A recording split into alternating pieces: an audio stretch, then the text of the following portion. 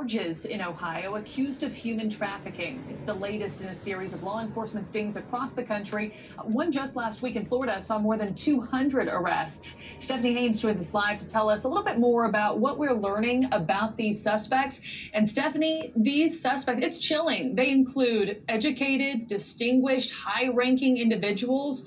It's happening all around us for people in our everyday lives.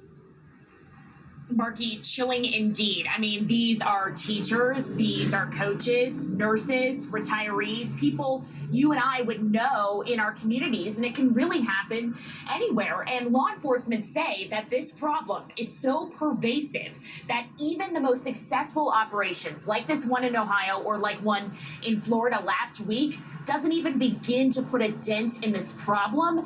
But it doesn't stop law enforcement from stepping up their game every single time to try to clamp down on human trafficking.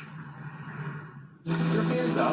This is one of 160 arrests made in Ohio over the past week in what law enforcement calls Operation Buyer's Remorse.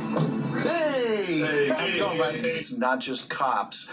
Everybody that's in the fight, that's trying to help the survivors of human trafficking, is there on the ground, and every one of them is necessary. In Polk County, Florida, more than 200 people were arrested last week in a similar undercover operation, including 35 who investigators say were living in the country illegally, and 2 alleged traffickers. Sometimes we work an entire operation without being able to identify the human trafficker because the ladies are scared to death of them. So we think it's a big, big deal. Former FBI agent and News Nation Law and Justice contributor Jennifer Coffendorfer says operations like this are becoming more and more frequent in order to try to clamp down on what she calls a crisis. Now we are seeing the fruits of the labor of after COVID being over. These investigations are being brought into fruition now.